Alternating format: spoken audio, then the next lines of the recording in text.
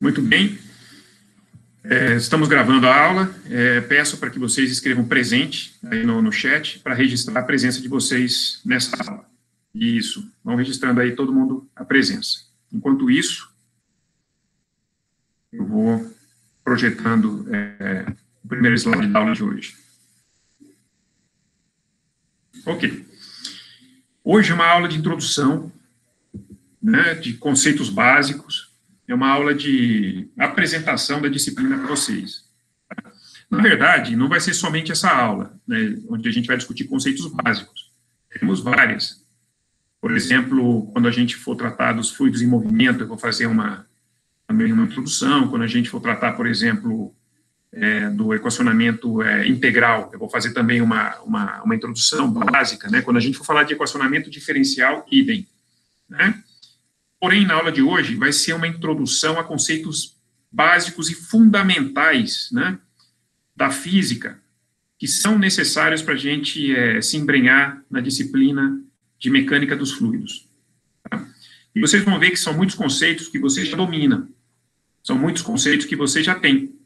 São conceitos a respeito de propriedades físicas da matéria, são conceitos a respeito de relações entre pressão e temperatura em gases ideais, que vocês já conhecem. Por exemplo, vocês vão discutir alguns conceitos termodinâmicos relacionados por exemplo, ao fenômeno de cavitação, né? Vamos falar até sobre sistemas de unidades hoje, né? E vocês vão ver que vocês conhecem esses conceitos. Vai ser uma aula, então, na verdade, para a gente tirar dúvidas, para a gente lapidar algum conceito, para a gente se aprofundar um pouquinho melhor na compreensão de algumas propriedades da matéria e dos fluidos em movimento, básicas, mas que são extremamente importantes e que vão ser citadas ao longo de todo o curso. Certo? Muito bem. Para começar, vamos olhar essas figuras aqui, né, que nós temos aqui nesse primeiro slide, né? Vamos começar aqui, vamos da esquerda para a direita. Vamos começar com essa primeira figura aqui à esquerda, né? O que nós temos aí? Uma figura bonita, né? Parece que tem uns cristais aí, mas não é isso. Isso é um escoamento, tá? Em alta velocidade, inclusive, que foi obtido através de uma câmera, né, de alta definição, né, uma fotografia tomada com uma iluminação muito intensa, né, com o shutter da câmera, né, setado para tomar foto em alta velocidade, entendeu? Porque isso daí é um escoamento de bolhas dispersas em água, na vertical, né?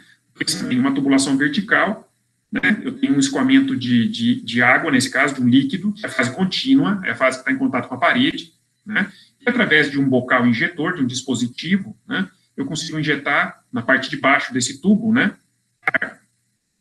ar comprimido, certo? O que acontece? Por causa da turbulência, né, do líquido, por causa da turbulência dessa fase contínua, que é o líquido, né, essa fase gasosa, ela é quebrada. Ela entra contínua na forma de um jato, né, mas ela é quebrada na forma de bolhas, né, de um número bastante grande de bolhas, que interagem com o escoamento, né, do fluido principal da água, interagem com a água, mas interagem entre elas também. Então, essas bolhas, às vezes, coalescem, né, são duas bolhas que se juntam, coalescem e se forma uma bolha maior, só que essa bolha maior também ela acaba tendo uma tensão superficial um pouco menor e ela acaba resistindo, né, de forma menos eficiente àquele cisalhamento imposto pela turbulência do fluido contínuo. E ela acaba se rompendo de novo em duas bolhas. E esse é um processo bastante complexo de interação interfacial entre as bolhas, de interação entre as bolhas e a turbulência, entre a turbulência do fluido com as bolhas. Isso é o que a gente chama de escoamento bifásico na mecânica dos fluidos, né? Escoamento bifásico é um tópico avançado de mecânica dos fluidos.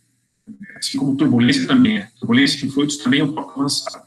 São conceitos, são problemas que a gente estuda principalmente na pós-graduação, tá bom? Apesar de que são problemas muito comuns na prática. O escoamento bifásico, né, a gente observa na natureza e na maioria das situações práticas, né? Por exemplo, quando você vai passar maionese no seu cachorro-quente, né, a maionese, né, é uma emulsão, né, basicamente uma emulsão de água em óleo, entendeu? Por exemplo, uma tempestade de areia no deserto do Saara, por exemplo, é uma dispersão de partículas, né, sólidas no meio contínuo, que é o vento, né, o ar, né? Por exemplo, uma espuma, por exemplo, neblina, né? Dispersão por exemplo, de matéria orgânica no rio. Vocês estão me entendendo? Né? Cerveja, por exemplo. Cerveja. Você já percebeu que tem um monte de bolhazinhas dispersas na cerveja? Que é aquele gás, né, o gás carbônico que está dissolvido, que ele vai surgindo, né? Através do processo de nucleação, e você percebe aquelas bolhazinhas, né? Que elas vão, elas tomam, inclusive, uma parte do volume do copo. Tanto é que se você esperar todo o gás sair do copo, imagina que você enche um copo até a boca, assim, de cerveja, entendeu? Só com líquidos, que é essa espuma. Você serve de tal forma aquela cerveja inglesa, né? Você serve até a borda, assim, até quase derramar, entendeu? Você deixa quietinho lá, cheio, entendeu? O copo cheinho. Né? Sem espuma, entendeu? O líquido até a borda. Como se serve lá na Inglaterra a cerveja, né? Para o inglês, espuma não é cerveja, tem que servir o líquido até a borda, certo? Beleza? Naquele pint, né? O que acontece? Deixa esse copo aí, volta daqui a pouco, entendeu? Daqui a um tempo. Você vai perceber que o nível baixou. Não deu tempo de evaporar a água ainda, entendeu? O nível baixa até rapidamente. Por quê? Porque o gás está saindo. O gás está saindo. Né? No início é um escoamento bifásico que você tem, de bolhas, né, de gás carbônico escoando no líquido, né? No líquido da cerveja. No final, quando o gás sai, aí você passa a ter apenas o líquido. Entendeu? Isso é o que é escoamento bifásico. Muito bem. Aí vem a pergunta, por que eu vou estudar escoamento bifásico? Uma coisa tão assim, né? Escoamento de bolhas em água, uma coisa tão, né, assim, detalhada, né? Para que se aprofundar tanto, né? Para que serve isso? É só para pós-graduação isso? É só para ciência? Para que serve? Pois bem, agora vamos para essa segunda figura, a figura do meio, né? Isso é um corte, pessoal. É uma vista em perspectiva de uma bomba centrífuga, tá? É uma das bombas mais comuns que a gente encontra no mercado. O que é uma bomba? Né? A bomba, ela é um equipamento mecânico, uma máquina de fluxo, né? Uma máquina de fluxo que é utilizada para transferir energia mecânica para um fluido, num sistema de tubulações. Entenderam o que é uma bomba? A bomba pode ter vários usos. Por exemplo, numa chácara, num sítio. Ela pode ser utilizada, por exemplo, para bombear a água da cisterna até a superfície, para você usar essa água para pegar as plantas, para uso doméstico lá na chácara, entendeu? Por exemplo, uma bomba, ela pode ser utilizada, ela pode ser instalada, por exemplo, a 4.000 metros de profundidade, entendeu? No mar, entendeu? Abaixo do nível do leito marinho, ela pode ser instalada a 4.000 metros de profundidade abaixo do leito marinho, numa lâmina d'água de 1.000 metros, entendeu? E pode ser utilizada para produzir petróleo, por exemplo. A Petrobras, aqui no Brasil, é uma das empresas líderes mundiais em exploração offshore, né? A Petrobras, por exemplo, a maior parte do petróleo produzido pela Petrobras é produzido através de bombeamento centrífugo submerso. Uma bomba centrífuga, axial, no caso, é instalada, né, no fundo do poço, para aumentar o quê? A energia a energia hidráulica do fluido, no caso do petróleo, entendeu? Para que ele possa ser elevado, entendeu? Até a superfície, até a plataforma petrolífera, no caso, né? Certo? Então, a bomba, ela funciona para isso. Ela adiciona energia, né? Ela é um conversor, ela converte energia mecânica, energia de eixo, em energia hidráulica, né? Que é transferida para o fluido, para que esse fluido ganhe energia e consiga escoar uma distância dada, ou, como eu disse, no caso da cisterna, da chácara, no caso do campo de petróleo, que ela possa chegar do reservatório, que está a milhares de quilômetros, de metros, né, alguns quilômetros de profundidade, até a superfície da plataforma, entendeu? Vencendo não só a coluna hidrostática, né, mas vencendo também uma coisa que a gente chama de perda de carga. Né? E o que tem o escoamento bifásico aqui à esquerda a ver com a bomba? Né? O que tem o escoamento bifásico a ver com a bomba? Né? Acontece o seguinte: se a bomba ela for mal dimensionada, se o engenheiro mecânico, o engenheiro responsável pela bomba, dimensionar erroneamente a bomba, entendeu? Operar numa determinada condição, a pressão montante da bomba, montante é antes, tá? A pressão montante da bomba pode ficar tão pequena, tão baixa, entendeu? Que pode ser mais baixa do que a pressão de vapor do fluido que está escoando a montante dessa bomba. O que significa isso? Se a pressão de vapor for atingida, entendeu? Esse fluido entra em ebulição. Estão entendendo? Vocês já estão aprendendo na termodinâmica, né? Que você pode mudar a fase de uma substância, né? Tanto aumentando a temperatura dela, mantendo a pressão constante, né? Quanto diminuindo a pressão, mantendo a temperatura constante, não é? Vocês já têm esse conceito na cabeça de vocês, né? Exatamente. Então, se a pressão montante da bomba, antes da bomba ficar tão baixa, a bomba causa um delta pressão. A jusante dela, a pressão é positiva, mas a montante dela, a pressão é negativa, pressão manométrica. Então, o que acontece? A pressão pode ficar tão baixa antes da bomba, a montante, entendeu? Que o fluido pode entrar em ebulição. Exatamente. Pode surgir vapor, bolhas de vapor nesse fluido, entendeu? Então, o que acontece? Entra esse escoamento bifásico que vocês estão vendo à esquerda, entendeu? Entra no rotor da bomba esse escoamento. E sabe o que acontece? Quando a bolha passa, entendeu? Da região de baixa pressão à região de alta pressão, ela colapsa repentinamente essa bolha.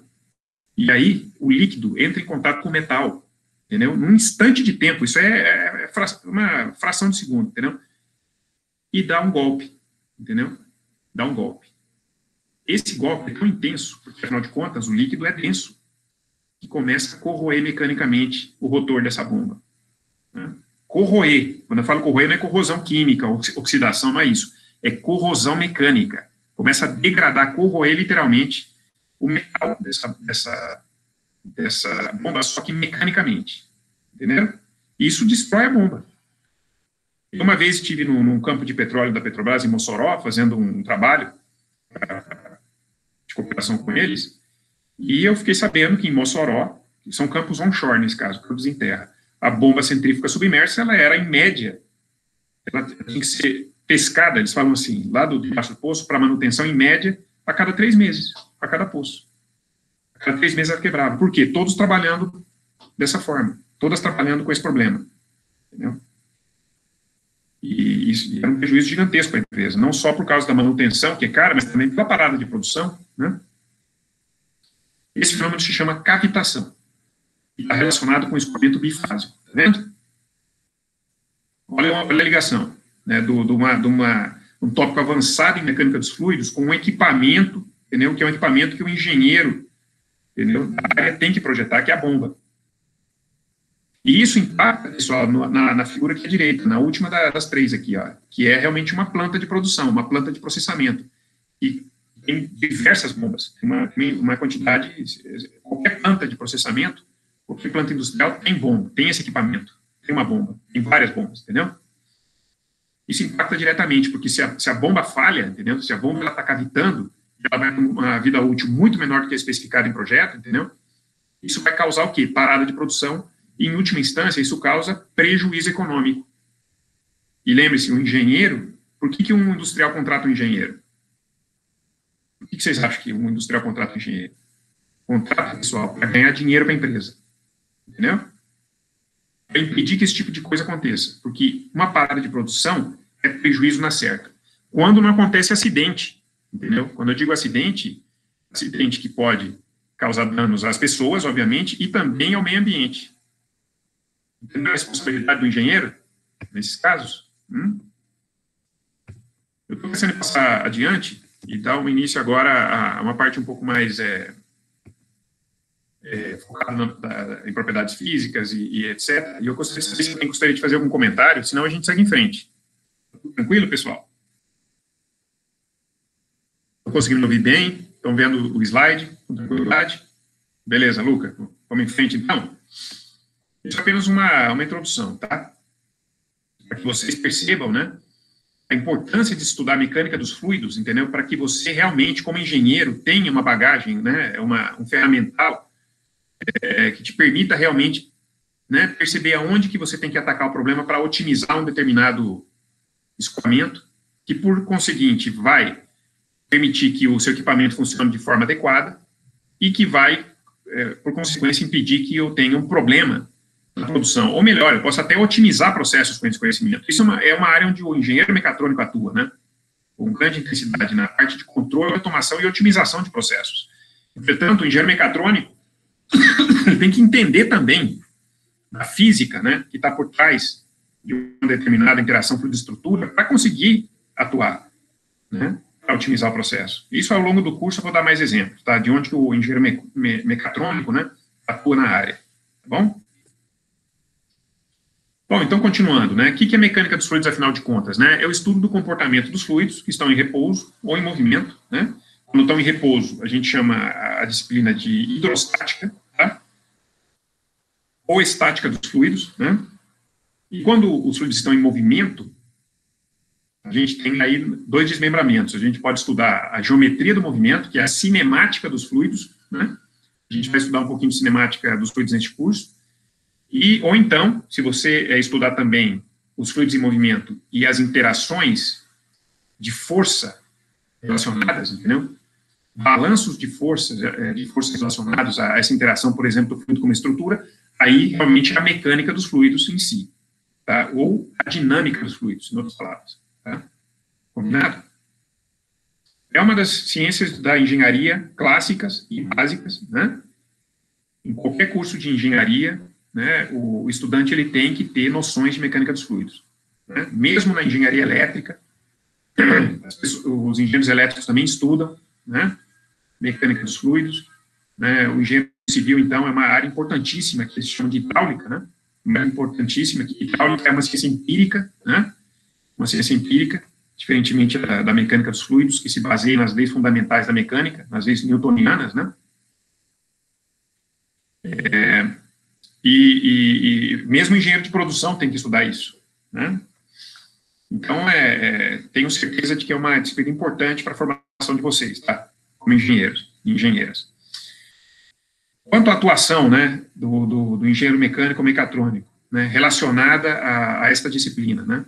Ora, o engenheiro mecânico ou mecatrônico, ele atua em projetos de bombas, projetos de compressores, turbinas, sistema de controle de processo que envolvem esses equipamentos, essas máquinas de fluxo, equipamentos, por exemplo, de calefação e resfriamento, né?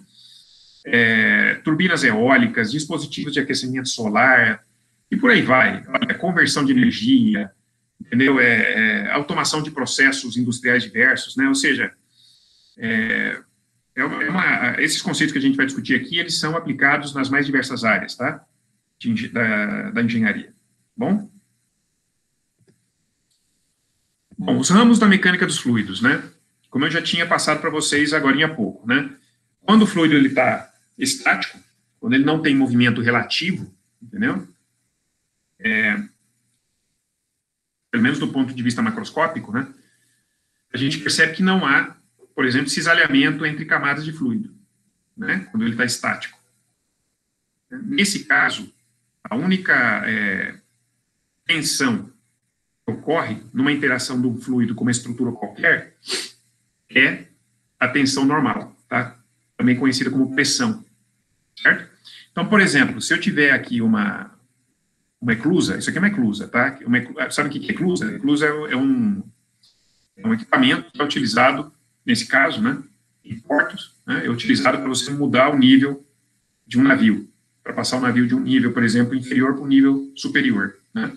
É uma espécie de elevador, hidrostático.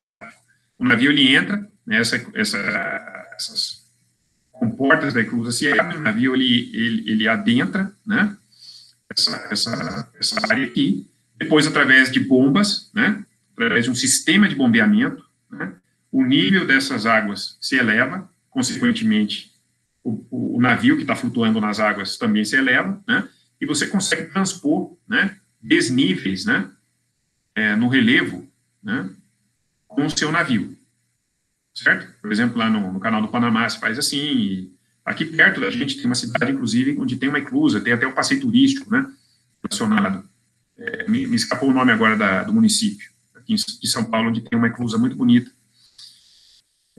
E na hidrostática, a gente vai aprender, então, a calcular essas forças, por exemplo, as forças que agem sobre essas estruturas, tanto as paredes, né, quanto, por exemplo, essas comporta, que a gente observa aqui. Tá? Essas são algumas das coisas que a gente vai aprender a calcular. Não só isso, vamos aprender a medir pressão. Né? A pressão é um dos parâmetros de controle mais comuns na prática industrial.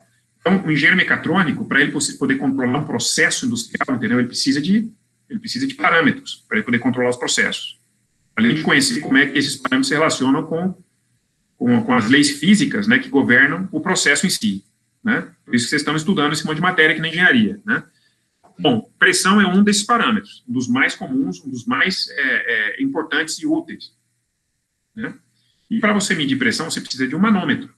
A gente vai aprender na hidrostática como é que os manômetros funcionam, por exemplo. Só mais um exemplo, mas não só isso. Tá? Mas e quando os fluidos estão em movimento? Ora, quando os fluidos estão em movimento, a gente tem dois ramos, né, como eu falei agora há pouco. Um é a cinemática dos fluidos, que é o estudo da geometria do movimento dos fluidos, sem você se preocupar com as forças associadas a esse movimento. Entendeu? Então, a gente vai estudar como que os fluidos se deformam, né? Como que você pode, por exemplo, equacionar uma rotação no fluido, ou uma, por exemplo, uma deformação linear, uma deformação volumétrica, uma deformação angular. Como é que você consegue equacionar isso do ponto de vista da cinemática dos fluidos? Certo? A cinemática dos fluidos em si, ela é um estudo que, digamos, que traz uma série de informações importantíssimas a respeito do movimento e a respeito da interação do fluido com uma estrutura qualquer. Um exemplo é essa fotografia que a gente vê aqui. Né? A gente tem aqui um carro, né? Um protótipo de um carro, colocado num túnel de vento. Né? Um túnel de vento, o carro fica parado e o que se movimenta é o ar. Né? E aqui a gente observa, passando por sobre, isso aqui é uma fotografia, mas na verdade poderia ser um filme, né? A gente observa aqui as linhas de corrente, né? Aqui parece que é a técnica da fumaça que está sendo utilizada, né? Uma série de plumas de fumaça que são liberadas a montante desse carro, e a gente observa o escoamento passando por esse carro. Né? A gente observa as linhas de corrente, né, nesse campo de velocidades relacionado ao escoamento do ar em torno de um veículo. Né? Olha só que interessante, por exemplo, a gente sabe da cinemática dos fluidos que, quando as linhas de corrente se aproximam, né, essa é uma região de maior velocidade. Quando elas, por exemplo, estão mais separadas, é uma região de menor velocidade. A gente vai ver isso com mais detalhes depois. Né? Então, a gente percebe claramente que o escoamento se acelera bastante nessa região, entendeu? Acelera bastante nessa região. Né? Aqui, por exemplo, na frente, está desacelerando. Né? Certo? Então, note que, pela observação das linhas de corrente, pela análise da cinemática de um escoamento, a gente consegue ter uma série de informações que são importantes para quê? Também para alimentar a última parte, que é a dinâmica dos fluidos, né? Que é realmente a parte da disciplina que considera as forças associadas, né, nessa interação fluido-estrutura. Por exemplo, nessa turbina eólica, né, o que a gente tem? A gente tem uma interação do vento, né, de um escoamento de ar, né, com as bases da turbina, né, e devido a um fenômeno dinâmico, entram em movimento, né, já que há uma transferência de quantidade de movimento desse fluido em movimento com as pás, e dessa interação de força, entendeu? Dessa interação de força, a gente tem como resultante dessa interação fluido-estrutura o movimento, né, dessas pás, em relação ao eixo que se encontra aqui no topo. Né? Esse movimento das pás, que causa, no final das contas, o movimento de um eixo, pode ser usado para muitas coisas, entendeu? Também para uma interação energética, ou seja, não somente uma interação de forças, mas também para uma interação energética. Porque ali naquele topo daquele mastro, eu posso ter acoplado, né, a esse eixo um gerador de energia elétrica, entendeu? E aí eu converto energia de eixo em energia elétrica, que pode ser depois transmitida para ser utilizada por uma indústria ou pela gente nos nossos domicílios, certo? Entenderam? Então, notem a conversão de energia que houve, né? Hoje houve, primeiro, energia cinética do escoamento, né? Convertida em energia de eixo, energia mecânica, e, finalmente, convertida em energia elétrica, né? Essa interação de massa, quantidade de movimento e energia é o que, de fato, compõe a mecânica dos fluidos. que nós vamos estudar nesse curso. Beleza? É só isso que vocês têm que estudar nesse curso. Vocês só têm que aprender isso aqui, viu? Nesse curso aqui para passar. Não tem, é tranquilo, viu? É só vocês dominarem esses 3 tópicos aí que estão sabendo, na minha opinião. Tá bom?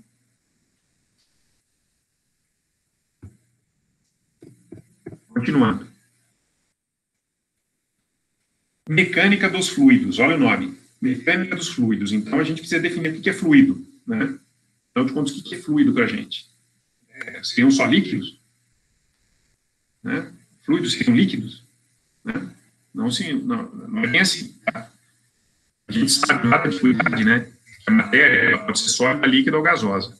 E a gente também percebe que, por uma substância pura, simples, compressível, na termodinâmica, a gente percebe também que esses são os estados, né, da matéria, né? Ele pode ser você pode ter água, por exemplo, um exemplo. A água pode estar no estado sólido, né? Gelo pode estar no estado líquido, a água que a gente bebe pode estar no estado gasoso, né? Vapor, né? E consequentemente, gás, né? Que é o que a gente chama de vapor d'água, né?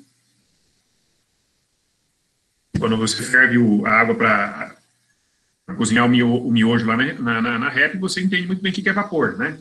A gente sabe o que é vapor d'água. É algo também palpável para a gente, não é? Pois bem. Mas aí vem a pergunta, né? Como caracterizar o fluido, né? Porque, afinal de contas, né? Às vezes, dependendo da situação, às vezes a gente tem dúvida, né? Eu já tive aluno que me perguntou se o vidro era um fluido, né? Se o vidro era um fluido, porque nas grandes catedrais europeias, que têm mais de 1000 anos, às vezes, a maioria tem na ordem de 1000 anos, né? Se vê claramente que você está naqueles vitrais, né?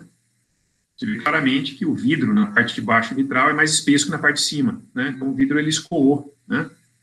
Devido ao efeito da força da gravidade ao longo dos anos, né? Décadas e séculos. Então, o vidro seria um fluido? Né? Complicado responder isso aí. O que acontece? Como a gente define um fluido de uma forma um pouco mais objetiva, para a gente não ficar com dúvida? A resposta é a seguinte. Quando você aplica uma tensão cisalhante no fluido, melhor dizendo, vamos começar com sólido. Porque sólido, você já deve ter feito estática, né? Vocês já estão estudando mecânica dos sólidos. Então, faz um sólido. Quando você aplica uma tensão cisalhante, tá, num sólido, uma tensão cortante, né? Num sólido, não é tensão normal, é tensão cisalhante, cortante. O que acontece com o sólido? Ora, você já sabe, conhece a lei de Hooke, né? Primeiramente, ele se deforma, né? Elasticamente. Se você tirar a tensão, ele volta para a posição original, não é? Se você continuar, ele pode começar a sofrer uma deformação plástica e, finalmente, você acaba rompendo aquela estrutura, né? Por isso chama tensão cortante. Você corta a estrutura do sólido, não é isso? Mas notem que o sólido, ele resistiu no início, né? Que aquela parte, digamos assim, da deformação que a gente chama de deformação elástica, né? O fluido não é assim. O fluido não é assim. Quando você aplica uma tensão cisalhante no fluido, entendeu? Ele se deforma continuamente. Entendeu? Ele se deforma continuamente. Diferentemente do sólido. Então, se você for levantar exatamente uma curva parecida com a lei de Hooke para um fluido, você vai perceber que a resposta do aparelho é completamente diferente da resposta que você espera para um sólido, né? Você percebe uma deformação contínua desse fluido, né? Quando sujeito a uma tensão cisalhante. Essa é uma forma macroscópica da gente diferenciar sólidos de líquidos e gases, tá? E notem que tanto o líquido quanto o gás têm esse comportamento. Assim, a partir de agora, quando você escutar a palavra fluido, entendeu? Você tem que pensar, opa, fluido pode ser um gás ou pode ser um líquido. Ambos são fluidos. Claro, pessoal? E essa é a definição que a gente usa nesse curso. Tá? Quando você aplica uma tensão desse tipo no fluido, por exemplo, uma placa aqui em cima em movimento, uma outra placa aqui embaixo estática, entendeu? Notem que o fluido, ele tende, né? Claro que é um ΔT tendendo a zero, né? Ele tende a assumir uma forma, né, de losango, como vocês veem aqui, ó. Ele deforma dessa forma, dessa maneira aqui, né? A placa de cima tem uma velocidade maior que a placa de baixo, entendeu? o fluido mais próximo da placa em cima tem a velocidade maior que o fluido mais próximo da placa embaixo, entendeu? E assim, você percebe essa tendência, né, daquele elemento de fluido inicialmente com uma seção quadrada, de se formar dessa forma, assim, ó. Entende? E o fluido faz isso de forma contínua quando sujeito a uma tensão cisalhante. A tensão cisalhante, nesse caso, pessoal, notem, é a tensão que a placa, né, o fluido está aqui embaixo, que a placa faz sobre o fluido que está aqui embaixo, entendeu? Não é tensão normal. A tensão normal é na direção perpendicular. Combinado? Tudo bem. Eu vou fazer o seguinte agora, tem umas coisas que eu quero falar mais no final da aula aqui, mas eu quero passar logo para mais no final, tá? Dessa vez eu vou fazer diferente. Vou passar para o estudo da viscosidade. Para falar uma propriedade física importante. E vapor, então, Caio, do ponto de vista termodinâmico, tem uma diferença, sim, entre gás e vapor, tá? O vapor é um gás na iminência da condensação. Entendeu? Essa é a diferença, viu, Caio? O vapor é um gás na iminência da condensação, ou seja, se você analisar no diagrama de fases termodinâmico, entendeu? Aquele sino, né? Sino, com a concavidade apontando para baixo, né? Naquela região próxima à linha de saturação, entendeu? Naquela região ali é o que a gente chama de vapor superaquecido, né? Ali na região próxima à linha de saturação o que a gente tem ali é um vapor. Tá? Note que o vapor não obedece à lei dos gases ideais, tá? Para você conseguir, por exemplo, obter as propriedades termodinâmicas de um vapor, você tem que usar aquelas tabelas termodinâmicas, ou um software, né, que tem ali as equações da termodinâmica que são utilizadas, né, para gerar aquelas tabelas, entendeu? O gás já está distante da condensação, já está numa região distante da condensação, e nesse caso, o gás já obedece, ou praticamente já obedece à lei dos gases ideais, tá? A equação de Clapeyron. Exatamente, viu, Luca? Qualquer que seja a intensidade de tensão cisalhante que você aplica no fluido, entendeu? Ele se deforma continuamente e não volta depois à situação que ele estava. Entendeu, Luca? Ou seja, ele já se deforma, digamos assim, plasticamente, entendeu? De forma irreversível. Diferentemente do sólido. É assim que você caracteriza. Você pode ir para o laboratório, às vezes tem uma substância que você está na dúvida se ela é sólida ou líquida, entendeu? Principalmente quando é um fluido não newtoniano. Entendeu? Porque os fluidos não newtonianos, eles são bem estranhos, viu? Tá? Eu posso falar um pouquinho sobre fluidos newtonianos mais para frente. O comportamento deles é bem diferente do comportamento que você observa para o ar, para o vento ou para a água, entendeu? E é isso, tá? Exatamente, Estevam. Segundo essa definição que eu dei para você, o vidro não é um fluido. Entendeu? Ele é um sólido. Exatamente. Muito bem observado. Porque aí, quando a gente propõe uma definição como essa, você pode ir para o laboratório lá e testar, entendeu? Acaba a dúvida. Entendeu? É uma solução de engenharia, essa que eu propus para vocês. Porque tem outras definições, você já deve ter visto na física. Os fluidos, as moléculas, agora do ponto de vista microscópico, as moléculas, elas estão sempre mudando de posição. No sólido, estatisticamente falando, elas estão sempre, digamos, vibrando em torno de uma posição fixa, né? Essa é uma forma também de diferenciar fluido de sólido, mas do ponto de vista microscópico, né? Aí você vai para a física quântica, aí você vai para o, né? Agora, nós engenheiros, a gente gosta de ter uma máquina aqui em cima da mesa que eu vou botar meu objeto de estudo ali, e eu quero medir ali, e quero descobrir, é sólido ou é líquido, entendeu? É sólido ou é gás, entendeu? É fluido ou não é, entendeu? Nesse sentido que eu estou colocando dessa forma, tá? Bom? Bem. Continuando.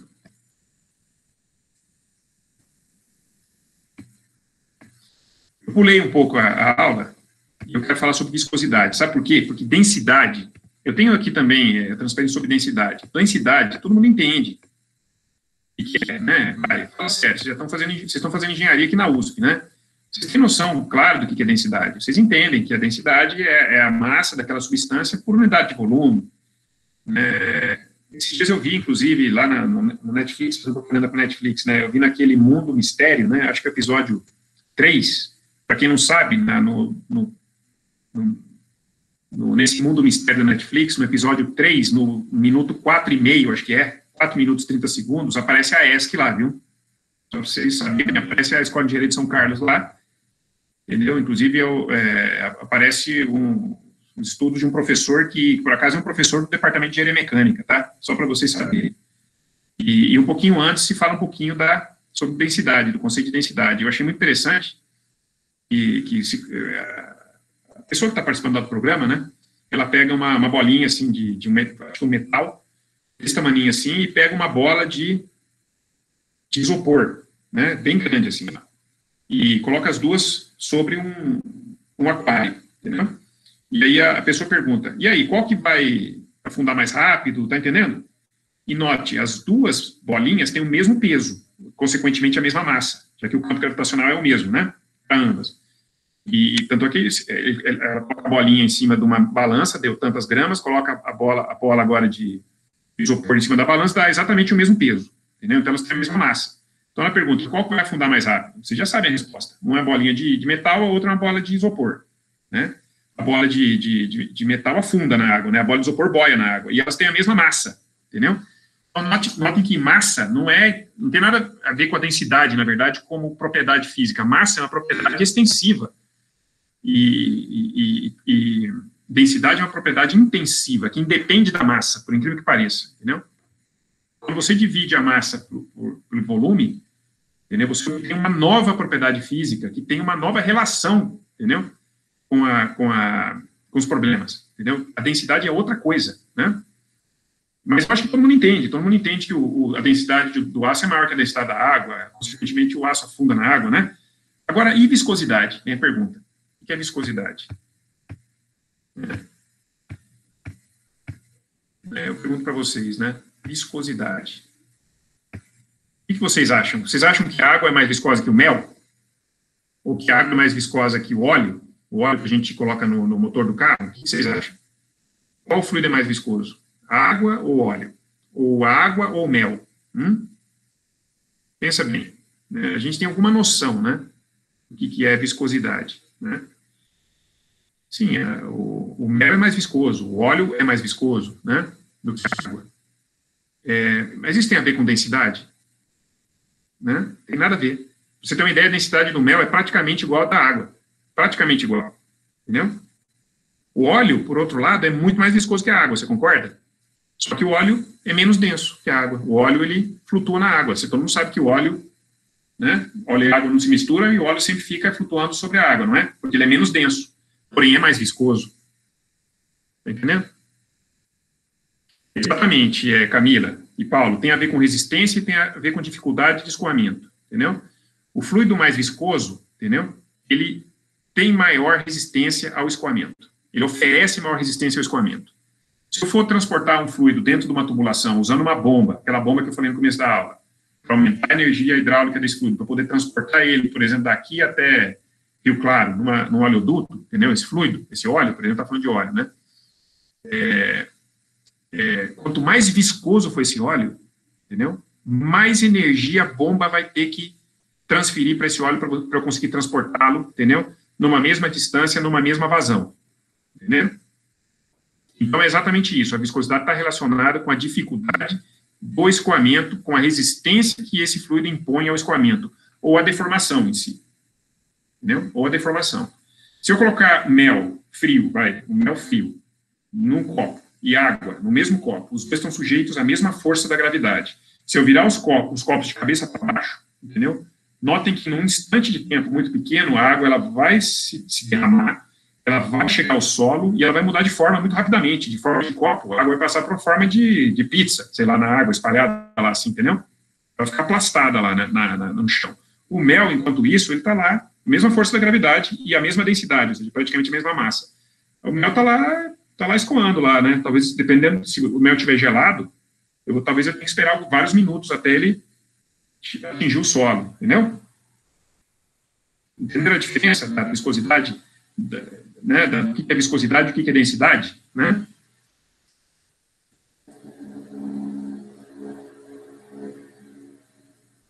Então, Pedro, quando você pega a fórmula de forças aerodinâmicas, entendeu? Essas forças, elas advêm da equação de Navier-Stokes.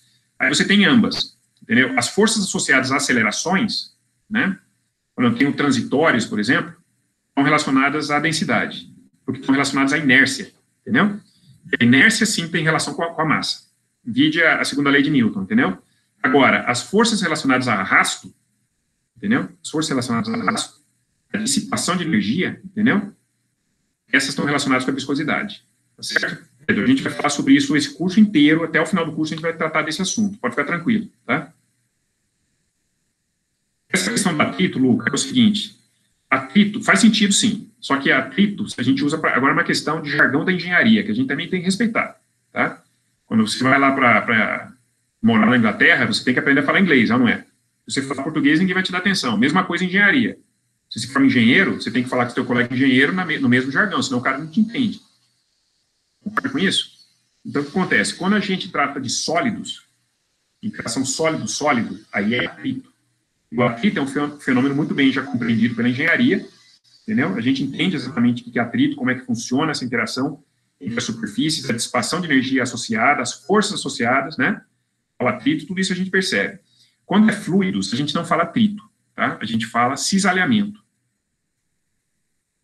Entendeu? Luca, a gente fala cisalhamento. É o fluido cisalhando contra o aerofólio. É o fluido cisalhando contra a pá do rotor de uma turbina, entendeu? É cisalhamento que a gente fala, é questão de jargão. Agora é semelhante, tá? É semelhante. Está relacionado com os elementos de rugosidade, do sólido, entendeu? Nessa interação do fluido com o sólido tem semelhanças, mas... E a dissipação de energia é mais semelhante ainda. Realmente, o resultado final é muito semelhante ao atrito, que você tem dessa interação com a estrutura. Mas não é atrito, tá? É cisalhamento que a gente fala. Então, Enzo, algumas comidas lá do bandejão são viscosas, eu tenho certeza. Eu já comi muito em bandejão na vida, venho há muitos anos. Eu sei o que você está falando, infelizmente. Tá? Não desgruda da colher, exatamente. Gostei, viu? Pessoal, agora vamos falar da viscosidade de uma forma um pouco mais formal. Eu acho que, depois dessa introdução, a gente tem pelo menos um sentimento de que seja viscosidade. Entretanto, vamos formalizar o que é viscosidade através de uma lei fundamental da mecânica dos fluidos, que, por acaso, também é de Isaac Newton, né, para variar. Bom, formalmente falando, a viscosidade é essa propriedade de um fluido que mede a resistência ao movimento, né, como já foi colocado por uma colega, de uma camada muito fina de fluido sobre uma camada adjacente, né? Fazendo um modelo macroscópico, que é uma simplificação da realidade, seria mais ou menos isso aqui, ó. Seria mais ou menos isso aqui que a gente vê nessa primeira figura. Se eu tenho uma superfície sólida estática em relação ao meu referencial, né? Eu posso ter uma primeira camada de fluido aqui, talvez aderida, né? A primeira camada de fluido, talvez aderida a essa superfície, ou seja, também com movimento zero. Só que a próxima camada já vai ter um movimento diferente de zero. A camada subsequente, de baixo para cima, entendendo? E assim sucessivamente, entende? Até a última camada, né, a camada superior, que vai ter a velocidade máxima, nesse caso, entendem? Essa diferença de velocidade entre camadas, entendeu? Está associada à viscosidade. Estão entendendo? Quanto mais viscoso o fluido, aplicado uma tensão, claro, tem que ser uma tensão constante, né, de referência, né, você vai ter maior ou menor deformação, entendeu, desse fluido. Notem que é uma tensão tangencial. Estão percebendo? A superfície está aqui sólida, por exemplo, o fluido está se movimentando nessa direção aqui, ó, tangente à superfície, tá vendo? Tangencialmente. É aquele exemplo que eu dei para vocês lá no começo, ó. Eu tenho uma placa superior se movimentando e uma placa inferior estática, né? Depois de um certo tempo, talvez essa velocidade ela seja constante, porque, afinal de contas, eventualmente vai haver um equilíbrio de forças entre a tensão aplicada pela placa e a resistência que o fluido impõe à placa devido à viscosidade, entendeu? E aí acaba acontecendo uma situação de regime permanente, onde essa velocidade não muda mais no tempo. Certo? É através desse exemplo, que se chama escoamento de Couette, que é um escoamento clássico, que a gente vai estudar a viscosidade e vamos deduzir a lei da viscosidade de Newton, que a gente vai utilizar nesse curso, inclusive, isso cai na primeira prova. A aplicação da lei da viscosidade de Newton cai sempre na minha primeira prova. Tá? Então, vamos avançar. Como é que o Isaac Newton deduziu esse negócio? Primeiro, ele usou um viscosímetro, tá? E ele lá na fazenda, lá onde ele estava lá, se escondendo lá da peste negra, lá o Isaac Newton, para quem não sabe, não foi só um exímio matemático, né? Vocês já fizeram cálculo, vocês sabem o que eu estou falando, mas ele não era só isso, não. Ele era um exímio experimentalista. Ele fez experimentos, entendeu, clássicos, que são simplesmente maravilhosos, entendeu? Por causa da simplicidade e por causa da magnitude, né, que os resultados obtidos desses experimentos alcançou, entendeu? Nós estamos hoje, no século XXI, estudando o que o Isaac Newton fez no século XVII, entendeu? O experimento que ele fez. O viscosímetro de Isaac Newton, ele é parecido com esse aqui, ó. Ele é parecido com esse aqui. Ó. Não sei se vocês estão conseguindo ver esse filme. É parecido com esse aqui, ó. Você tinha um cilindro que se movia e outro cilindro interno que não se movia. Pelo menos, desculpa, deixa eu começar de novo. Claro que se movia, mas é o seguinte. É assim, são dois cilindros concêntricos, entendeu? Entre os cilindros, você coloca um fluido. Que pode ser um líquido, pode ser um gás, mas, por exemplo, o ar. Mas ele coloca água, pode colocar um óleo entre os cilindros. E eles estão muito próximos aos cilindros, um está muito próximo do outro. Entende? Mas, assim, a distância é de menos de 1 milímetro entre os cilindros. Eles não se tocam, né? O que acontece? Um deles é posto a girar, com uma velocidade constante. O outro, entendeu? Ele vai entrar em movimento somente por causa da interação viscosa entre o fluido que está entre eles, entre os cilindros, entenderam? O fluido passa a ser, então, o quê? Um transmissor de quantidade de movimento. E essa transmissão depende da viscosidade do fluido que está entre os cilindros. Foi esse o experimento que Isaac Newton, ele idealizou, entendeu? Entendendo? Inclusive, né, o cilindro interno, né, ele está conectado, né, a um torquímetro, um medidor de torque, entende? Então, quando esse cilindro de fora é posto a girar, entendeu? O interno também gira, mas ele gira até uma certa angulação, porque a partir dessa angulação limite, entendeu? Já se atingiu o equilíbrio mecânico, né? Entre a tensão cisalhante imposta pelo cilindro externo ao fluido e a resistência viscosa que esse fluido impõe a essa deformação, por causa da viscosidade. Quando ocorre esse equilíbrio de forças, quando eu falo equilíbrio de forças, é a segunda lei de Newton, força igual a massa vezes aceleração. Quando ocorre esse equilíbrio de forças, então força vai ser igual a massa vezes aceleração, que é igual a zero, força igual a zero. E as forças são a tensão cisalhante aplicada pela placa e a resistência viscosa do fluido, devido à sua viscosidade. Somatório de forças igual a zero, entenderam? Isaac Newton, ele idealizou esse experimento, né? Esse é o viscosímetro de Newton, né?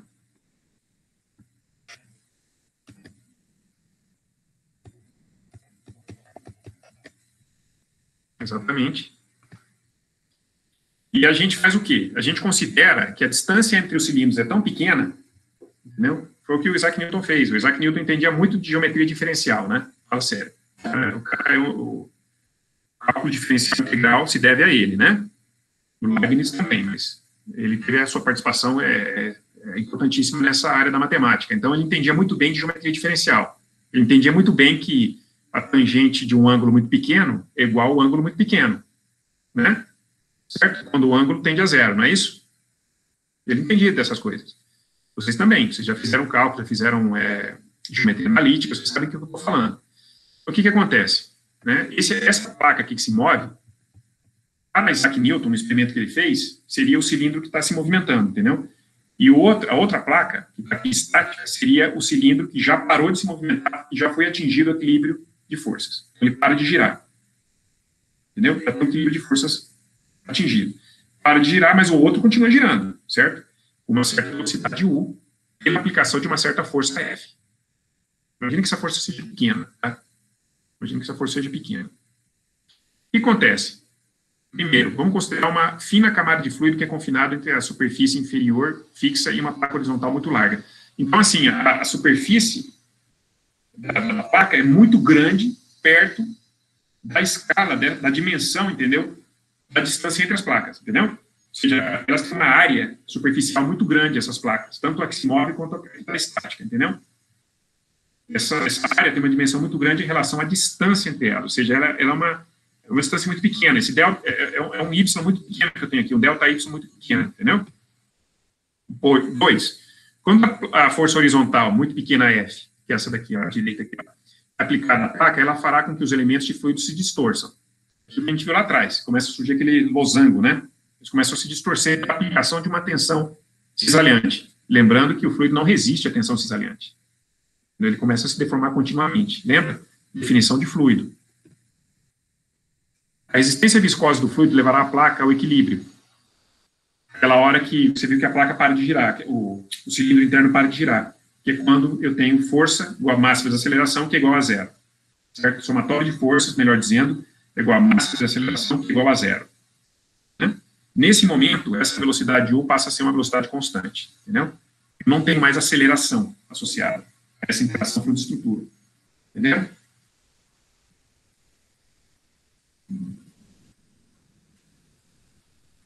A força de aderência molecular, agora é importante, hein? A força de aderência molecular entre as partículas do fluido em contato com a superfície fixa e a placa criam uma condição de não deslizamento.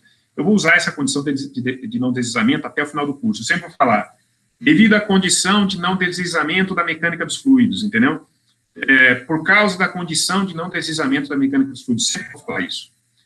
Isso significa, traduzindo, que o fluido que está em contato com a placa de cima, o fluido que está em contato com a placa de cima, tem velocidade U, também tem a velocidade da placa de cima.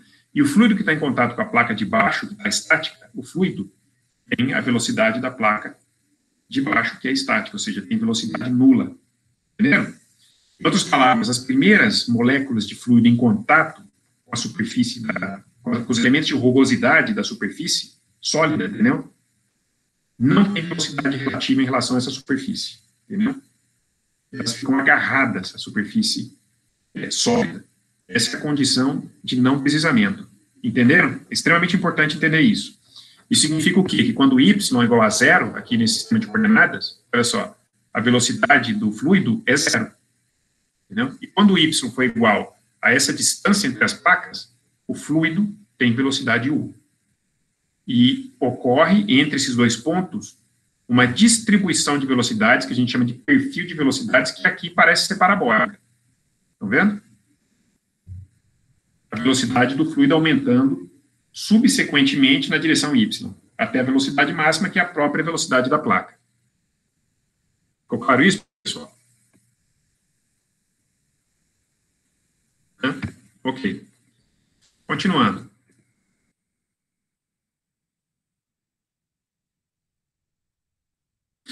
Tensão de cisalhamento. Notem que eu tenho uma força F aqui aplicada sobre uma superfície, né? É como se eu tivesse aqui, ó, essa aqui é a minha placa superior, tá? A placa inferior é a mesa que está ali embaixo, tá? Eu tenho um fluido entre a placa e a mesa, tá? Nesse caso é ar, tem mesmo, é o fluido que eu estou respirando aqui, né? E o que acontece?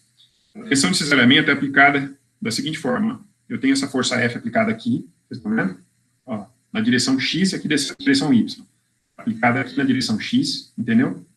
E essa placa começa, então, devido à aplicação dessa tensão, dessa força, começa a se movimentar, entendeu? Começa a se movimentar. E o fluido em contato com essa placa, entendeu? Sofre essa tensão cisalhante. E a área em contato com o fluido é a área da placa, entenderam? A área em contato com o fluido é essa área aqui, ó. Certo? Quando ele se movimenta. Entenderam? E a forma da gente definir isso, matematicamente, uma tensão, é uma força sobre uma área, né? Ou seja, um delta F sobre um delta A, com esse delta A tendendo a zero, eu tenho dF dA, como vocês sabem do cálculo, aplicando o limite, que é uma tensão. Certo? Se a força tiver tensão cisalhamento, nesse caso, se fosse uma tensão normal, a força não estaria sendo aplicada aqui em X, ó. A força estaria sendo aplicada em Y aqui, ó. Aí seria uma tensão normal. Entendeu? Como essa tensão é aplicada, como essa força é aplicada na direção X, entendeu? Trata-se de uma tensão cisalhante. Ficou claro, pessoal? Beleza.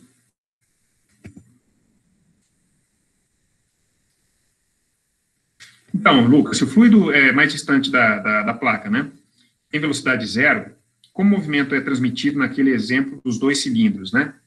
Não são casos análogos, mas para o movimento linear e outro angular. Então, aí que está, Luca. Esquece esse negócio interessante que você perguntou agora. Tem a ver com o que eu falei lá no começo. Tem a ver com a hipótese de Newton. Imagina o seguinte, você lembra do cálculo? Você lembra do cálculo? Como é que você define um arco de uma circunferência? No cálculo, você lembra? Aliás, a gente vê no cálculo, isso é geometria, né? O que acontece? Como é que você descreve um arco de circunferência? Você se lembra? Você se lembra que é o raio vezes o ângulo que dá o arco da circunferência? Você lembra disso, Luca? O que acontece? Agora faz esse ângulo tender a zero. Entendeu? Você tem ali um R de raio vezes um alfa de ângulo, isso vai dar um arco de uma circunferência. Agora faz assim, faz esse alfa, esse ângulo tender a zero. O que acontece com o arco de circunferência? Ele tende ao quê? Quando o ângulo tende a zero, o arco da circunferência tende a um segmento de reta. Você lembra disso? É por isso que a tangente de um ângulo é igual ao próprio ângulo, certo? Quando esse ângulo tende a zero. Entende? E aí o que acontece? Nesse caso aqui, aqui em cima seria um cilindro, aqui embaixo seria, digamos, o cilindro externo, e aqui embaixo seria o cilindro interno. Só que como essa distância, eu esqueci de falar isso, por isso que eu gostei da sua pergunta, quando essa distância entre os cilindros fica tão pequena, tende a zero, o que acontece? A curvatura dos cilindros torna-se algo desprezível. E aí essa curvatura, você despreza e você está trabalhando agora com segmentos de reta. Foi isso que o Isaac Newton considerou. Ficou claro? Claro que os cilindros têm que estar muito próximos, né? Um em relação ao outro, para você poder desprezar a curvatura deles. Entendeu? É assim que a gente vai fazer. Tá? Espero que tenha ficado claro. Beleza. Então, o que acontece? Então, assim, nós estamos considerando como se fossem duas placas paralelas infinitas, né? É bom que o Luca colocou isso para ficar claro. A placa de cima e a placa de baixo, entendeu? São placas paralelas infinitas, entendeu? Não tem curvatura, né? Aí, o que acontece, ó? Como é que a gente chega na deformação por cisalhamento? Ora, imagina que essa tensão de cisalhamento vai fazer com que o elemento de fluido se deforme. Realmente, ó, eu falei lá no começo, ó. Imagina que eu tenho um elemento de fluido, inicialmente com uma seção quadrada, né, que está aqui a tensão aplicada de cisalhamento, né, como o fluido na parte de cima tem mais velocidade que o fluido na parte de baixo, é de se esperar que haja um movimento relativo entre camadas de fluido, como aliás aparece aqui nessa figura de cima. Aqui, ó. Esse movimento relativo, né, acaba promovendo uma deformação angular, que aparece aqui na figura de baixo à direita, né, dada justamente por esse delta alfa aqui, ó, tá vendo? Esse delta ângulo aqui, ó, esse delta alfa. Então, o fluido se deforma angularmente da maneira como vocês estão vendo aqui, devido à aplicação de uma tensão cisalhante. Como que a gente quantifica uma deformação angular? Isso é mecânica dos sólidos, hein? Não é nem mecânica dos fluidos. Bom, uma deformação angular é delta alfa por delta t, t de tempo, certo? Mas vamos lá, a gente chega lá daqui a pouco. Então, vamos fazer o seguinte. Então, esse elemento se deforma para a forma de um paralelogramo. E durante o curto tempo ΔT, a deformação resultante é definida por sua deformação por cisalhamento, aquela que eu coloquei lá atrás, né?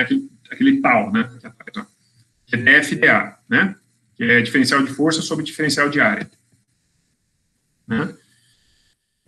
Muito bem, esse alfa. Né? Como é que eu faço para equacionar esse alfa? Esse ângulo de deformação, né? Essa deformação angular. Ora, de novo, se esse ΔT, esse intervalo de tempo de ocorrência dessa deformação angular for muito pequeno, eu posso dizer que o meu delta alfa vai ser aproximadamente igual à tangente do delta alfa, certo? Se eu pegar aqui, nesse desenho aqui, ó, a tangente vai dar aqui o cateto oposto delta x pelo cateto adjacente, que é o delta y, eu tenho delta x por delta y aqui, ó, tá? Sendo o meu ângulo delta alfa. É o meu ângulo de deformação. É interessante que, geometricamente, eu cheguei nisso, com tranquilidade, né? Simplesmente verificando aqui a tangente do ângulo delta alfa, que vai ser esse segmento delta x sobre esse segmento delta y. Beleza? Tudo bem até aqui? Lembrando que o conceito de deformação é um ângulo por um tempo, né? De deformação angular delta alfa, delta t. Né?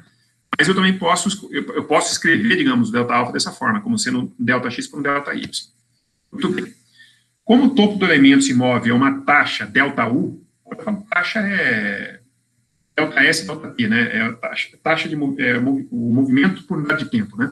Que é uma velocidade, né? Uma taxa delta U relativa à sua parte inferior. Então, o que eu posso dizer?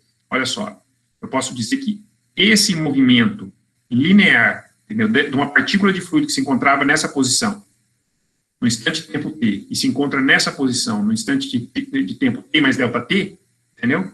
Descreveu uma distância dada pela velocidade vezes tempo. Isso é da física, né? Distância igual a pt, né? Distância igual a velocidade vezes tempo. É igual exatamente esse segmento delta x que aparece aqui em cima, aparece aqui na definição do delta alfa, entendeu? O que seria, então, a taxa temporal de variação da deformação por cisalhamento? Delta alfa, delta t. Ora, pega aqui o delta alfa, divide os dois lados aqui por delta t. Divide aqui por delta t, aqui por delta t. Surge aqui delta x por delta t, delta y. Olha essa expressão aqui, ó. Divide essa aqui, ó, essa que está aqui no parágrafo, ó, por delta t os dois lados. Sobre delta x por delta t, que é igual a delta u. Certo? Delta x por delta t, que é igual a delta u. Ora, então é a mesma coisa que dizer que o delta alfa, né, vai ser igual a delta u, delta y, que é o que a gente tem aqui embaixo. Ficou clara essa passagem, pessoal? Ficou clara a passagem? Como é que eu cheguei aqui? Delta alfa, delta t, delta u, delta y?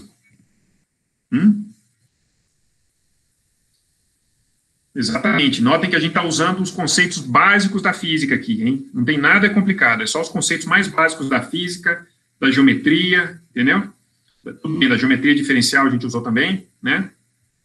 E a gente chegou nessa relação extremamente interessante, né? Entre deformação angular, né? E uma relação de velocidade por distância. Ou seja, em outras palavras, a minha deformação angular, ela vai ser proporcional, né, à variação de velocidade que eu tenho. Olha só o que eu estou falando, hein? A variação de velocidade que eu tenho numa certa distância delta y. Né?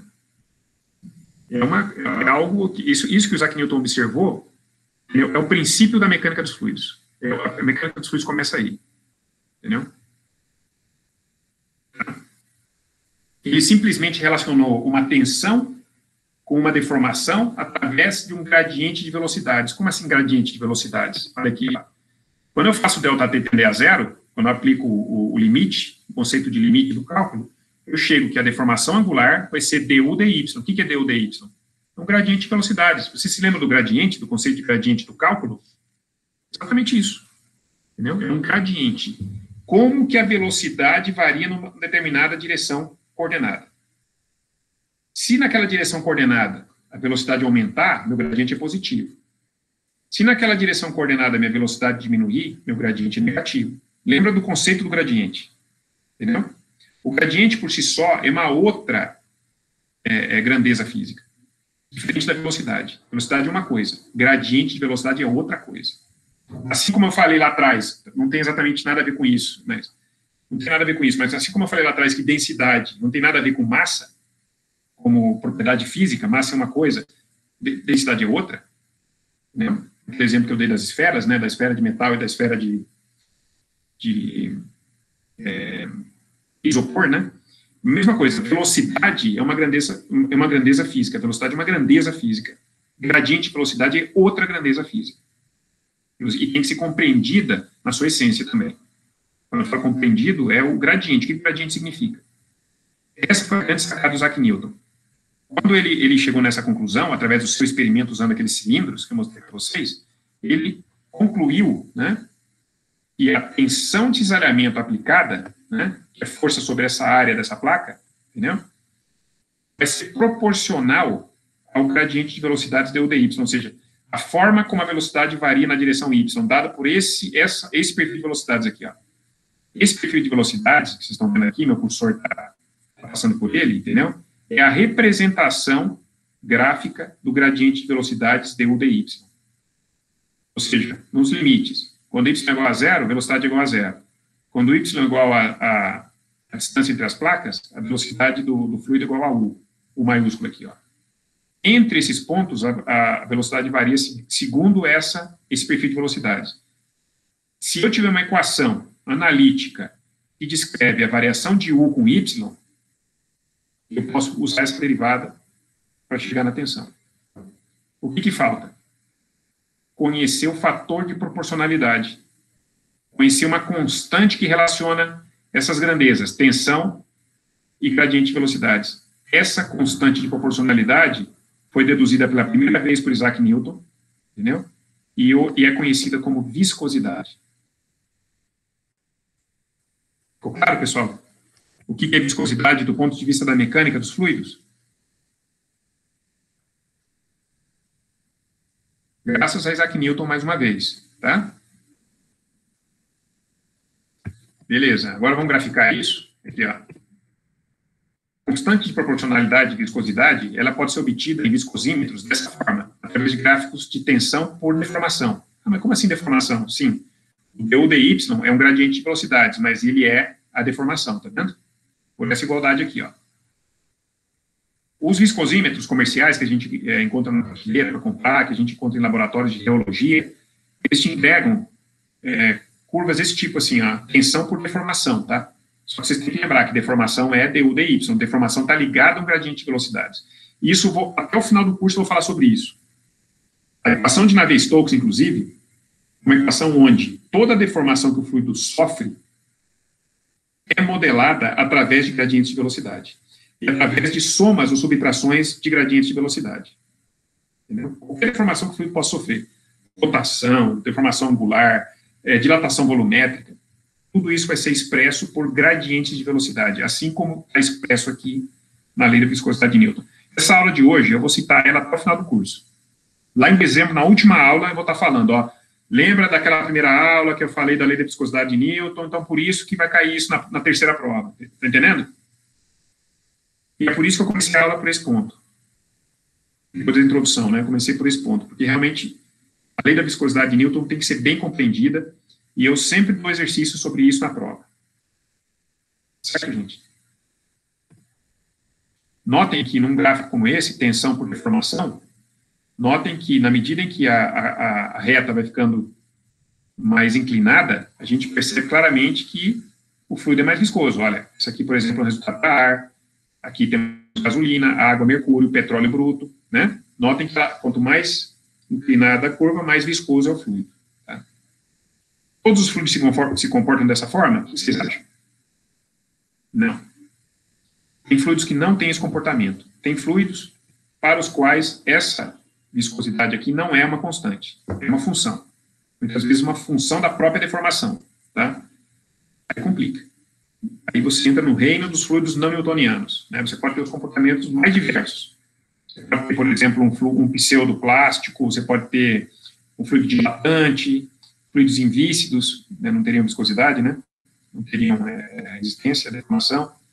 O hélio, no estado líquido, ele não tem viscosidade, o gás hélio, sabe? O gás hélio. Ele, inclusive, se você colocar num copo de vidro, o gás hélio, ele vaza, tá? Pelo copo. Ele atravessa as moléculas do vidro. Porque a viscosidade é nula, praticamente nula, entendeu? Seria essa curva aqui, ó. Agora, por exemplo, você tem fluidos, como, por exemplo, a pasta de dente, né? O plástico binga. Plástico de dente, assim, ela precisa de uma certa intensidade de tensão para começar a se deformar. Entendeu? Quando ela está passando pelo bocal da bisnaga, ele se comporta como um fluido newtoniano, mas quando você coloca na escova de dentes, se você vira assim, ele não escova, né? Ele parece um sólido, né? É um típico comportamento plástico, né? Mistura, por exemplo, de maisena em água. Né? Você pega um copo de maisena e mistura com 2 copos de água numa bacia, entendeu? Aí você pega uma caneta, entendeu? E tenta cravar para você ver. Faz assim, com toda a força. Tenta cravar a caneta na sua bacia que está com essa mistura de maisena com água. Você vai ver que não vai cravar. Entendeu? Não vai cravar. Ela vai resistir, parece um sólido, entendeu? Só que se você pegar a sua caneta e passar assim levemente a mistura de maisena em água, ela vai escoar. Entendeu? Ela vai passar calmamente, parece água, entendeu? Só que quando você tem uma intensidade de tensão muito forte, ela resiste e se comporta como sólido. Esse é o comportamento típico de fluido não newtoniano. Bom? É isso que eu tinha que falar sobre viscosidade, tá? Não sei se alguém gostaria de comentar alguma coisa, senão eu estou pensando em passar um vídeo a respeito de viscosidade, tá? Para a gente discutir um pouquinho essas coisas que a gente viu até aqui na aula. Tudo bem? Posso passar o vídeo, pessoal? O vídeo sobrecarrega um pouco a transmissão, tá? Então, o que eu vou fazer? Eu vou cortar aqui a minha câmera, tá? Vou cortar a minha câmera para mostrar o vídeo para vocês e espero que vocês não tenham problema de recepção aí no sinal. A transmissão do sinal fica um pouco pesada, tá? Aqui no Google Meet, tá? Então, nesse vídeo, a gente vai falar um pouquinho exatamente sobre viscosidade, né? Aqui vocês têm o experimento do escoamento de Couette, né? Que é aquela placa, uma placa que se move e outra placa fixa. Deixa eu explicar esse experimento, né? Esse é um experimento filmado. Isso é o que a gente chama de túnel de água, tá? É como se fosse uma piscina, né? E você está observando isso de cima para baixo, uma vista superior, tá? Aqui você tem uma placa que se movimenta e aqui embaixo uma placa, na parte de baixo uma placa fixa, tá? Com movimento nulo, né? A placa de cima se movimenta, então pela condição de contorno de não deslizamento da mecânica dos fluidos, o fluido em contato com a placa superior vai ter a velocidade da placa superior. Tá? Vocês vão ter uma ideia da velocidade observando essa seta aqui preta, né, que está se movimentando. Tá? Por outro lado, pela mesma condição de contorno de não deslizamento, o fluido que está em contato com a placa de baixo vai ter velocidade zero, que é a velocidade da placa, afinal de contas está estática. Né? É exatamente isso que a gente observa aqui agora no filme, né? A placa de cima se movimentando, notem que tem algumas partículas, né, que a gente consegue visualizar, então relacionadas obviamente, estão sendo carreadas, né, pelo fluido, pela superfície ali da água, do túnel de água. Quando se ocorre o equilíbrio de forças, quando o somatório de forças é igual a massa vezes a aceleração, que é igual a zero, quando existe o equilíbrio entre a força devido à tensão cisalhante e a força devido à resistência viscosa do fluido, o escoamento entra em regime permanente. Tá? A velocidade fica constante. E uma coisa bastante curiosa é quanto ao perfil de velocidades, quanto ao gradiente de velocidades, aquele du dy de Newton. Né? Nesse caso, ele se torna linear. Tá? Se torna linear. Tá? Olha que interessante. Né? Você tem uma variação linear da velocidade na direção y, como vocês veem aí nessa figura. Tá certo? Velocidade zero quando y é igual a zero, velocidade máxima ou da placa superior quando y é igual à distância entre as placas. E, ao longo, né, desse espaço, a velocidade varia linearmente com y. Ou seja, o meu u de y, esse é v de y, né, é uma equação de uma reta. Entendendo? Uma equação de uma reta. Beleza? O que mais que a gente observou na aula de hoje? Que interessante. A gente observou também que existe uma relação entre tensão e deformação. Tá? A tensão aí é transmitida pelo fluido através da placa, né? Aí tem sinais diversos, um é positivo, outro é negativo, por causa do sistema de coordenadas, tá? A gente está partindo de y aqui nessa placa inferior, por isso que em cima é positivo e embaixo é negativo, a gente vai falar sobre isso depois. Isso é conversão de sinais para tensão. Bom, como a gente viu, né, se a gente divide a tensão pela deformação, nesse caso a deformação ela é representada por um gradiente de velocidades, isso é uma constante. E essa constante é a viscosidade do fluido. Pela medida da resistência à deformação, né, que o fluido impõe. Bom, agora o que a gente vai fazer? Vamos fazer o seguinte experimento, para a gente visualizar o perfil de velocidades. Né? Essa é a técnica da eletrólise, que se usa muito em túnel de água. Aqui à esquerda nós temos tá vendo que tem uma linha preta aqui à esquerda? Pois bem, essa linha preta é um fio elétrico que está desencapado no contato do fio com a água, bem rente à superfície. Entendeu? Como esse fio elétrico é muito fininho, bem fino, entendeu? Ele impõe, digamos, um arrasto muito pequeno ao escoamento. Em outras palavras, ele interfere pouco, tá? No campo de velocidades, ou melhor, no perfil de velocidades. Ele é fino o suficiente para que a esteira viscosa jusante dele, jusante é depois, seja praticamente desprezível. Então, o que acontece? O operador ele faz assim, ele tem um circuito elétrico, ele fica abrindo e fechando o circuito elétrico, entendeu? Pode ter um sequencial para fazer isso automaticamente. E aí, o que acontece? Olha, eletrólise, gente, o hidrogênio da água se separa, né, do oxigênio, então surgem bolhas, pequenas bolhas de hidrogênio muito pequenininhas, entendeu? Esféricas, praticamente esféricas, e elas são carreadas pelo escoamento praticamente sem perturbá-lo. E aí, essas bolhas funcionam como um belo traçador do escoamento. Então, vamos observar agora o experimento, escoamento de coete, placa de cima se movimentando, placa de baixo parada. Olha só o perfil linear. Primeira coisa importante, o perfil linear em regime permanente. Segunda coisa importante, velocidade do fluido na placa de cima tem a velocidade da placa de cima. Acompanha, por exemplo, a velocidade do fluido desse ponto com essa seta. Vê se tem velocidade relativa. Não tem, tá vendo? Praticamente não tem. Então, realmente, o fluido tem um movimento lá em cima da placa. Embaixo, notem que a velocidade é zero. O fluido está com velocidade zero. Entenderam?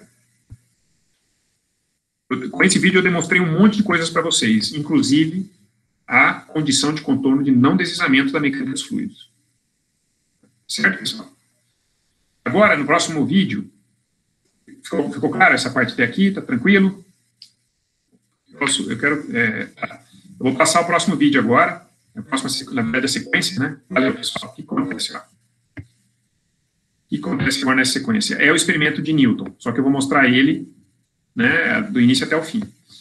Lembre-se, é o mesmo caso, eu já falei, acho que foi para o Lucas isso daí, é o mesmo caso, entendeu, das placas planas paralelas infinitas, é o mesmo caso do experimento filmado no túnel de água. Por quê? Porque como esses cilindros estão muito próximos, um em relação ao outro, entendeu? Como eles estão muito próximos, você pode desprezar a curvatura do cilindro. Então, reduz o problema, um problema de placas planas paralelas infinitas. Em outras palavras, o raio do cilindro e a altura do cilindro, essas dimensões são muito maiores do que a dimensão, entendeu, da distância entre eles. Se eu tenho aqui um cilindro com uma altura aqui, por exemplo, sei lá, de 10 centímetros, entendeu? A distância entre eles talvez seja de 1 milímetro. Entenderam? Então, nesse caso, a curvatura do cilindro é desprezível. Isso se reduz a um segmento de reta. Lembra da geometria diferencial de Newton, tá? Então, o externo vai ser posto a girar. E o interno está ligado a um torquímetro, um medidor de torque. Entendeu? E aí a gente vai vendo, ó, a interação do fluido com o cilindro interno. Entendeu? Já que o fluido, com o cilindro externo, ele vai ter, no contato com o cilindro externo, a velocidade dessa parede do cilindro. Entendeu? Essa quantidade de movimento vai sendo transferida pelo fluido até o cilindro interno. Entendendo? Que, eventualmente, quando o equilíbrio de forças ocorrer, vai ter velocidade zero. Então, olha só. O primeiro fluido que é colocado, eu acho que é água. Então, olha só, a gente chega até um torque, eu não tenho unidade aqui, ó, mas olha a escala. Eu não sei se vocês vão ter resolução suficiente aí para ver isso, mas aqui tem uma escala, tá? Até para mim tá ruim isso, mas eu consigo ver. Então, o que acontece? Vai de 0 até um certo valor de torque. Então, olha só, primeiro, ó, começou a girar, né? Ou não? Sim, já está girando.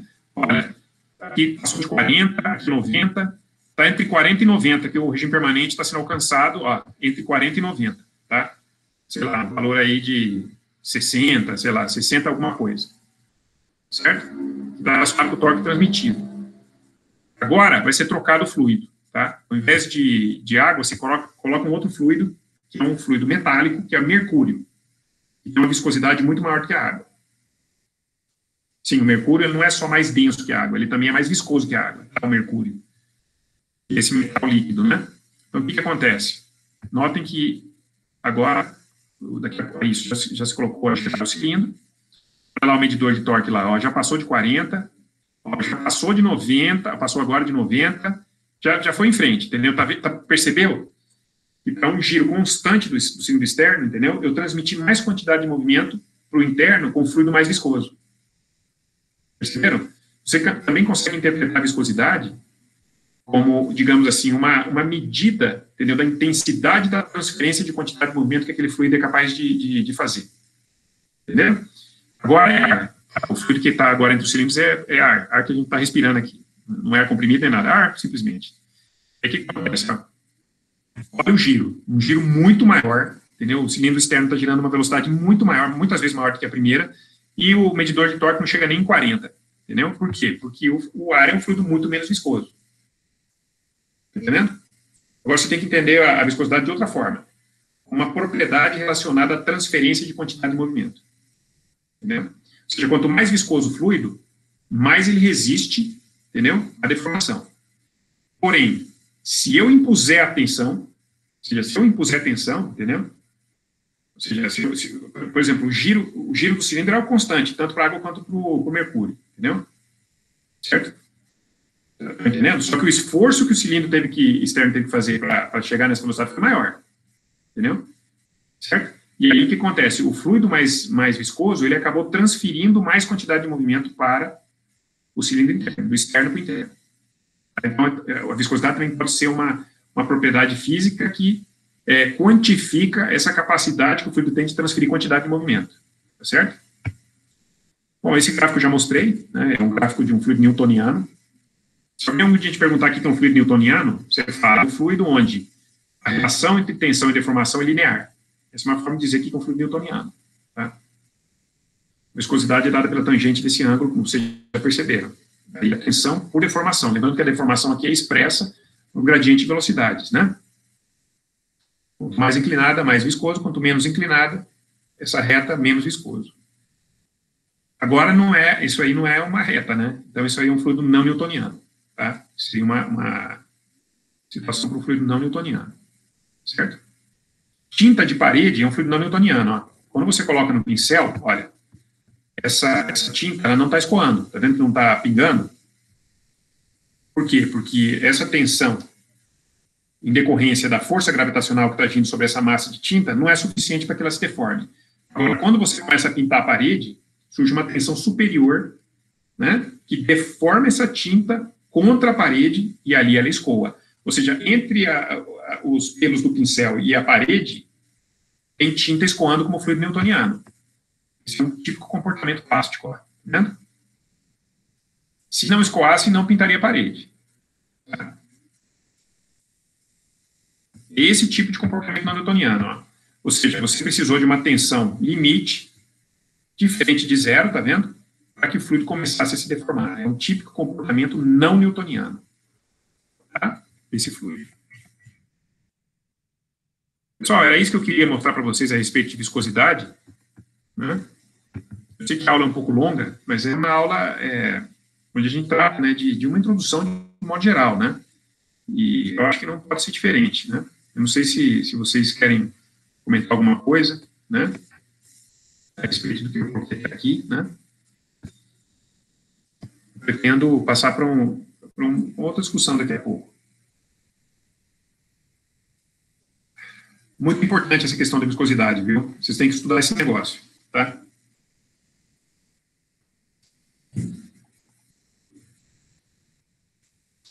Essa questão da condição de contorno não funcionar em todas as situações é verdade, tá, Nicolas? É verdade, tá? Se a superfície for extremamente lisa, ela tem que ser uma superfície, entendeu? Especial, feita de um material especial e a fabricação dela, a usinagem dela tem que ser especial também, tá? Se ela tiver uma rugosidade que tende realmente a zero, olhando no microscópio, entendeu? Essa rugosidade vai chegando no nível molecular mesmo, aí pode acontecer deslizamento, tá? Pode acontecer deslizamento. Bom, existem outras formas de se produzir deslizamento, muito mais simples que essa. Você é muito novo, Nicolas, você não deve lembrar, mas nós tivemos um campeão olímpico aqui no Brasil não tem muito tempo, né, o Cielo, né?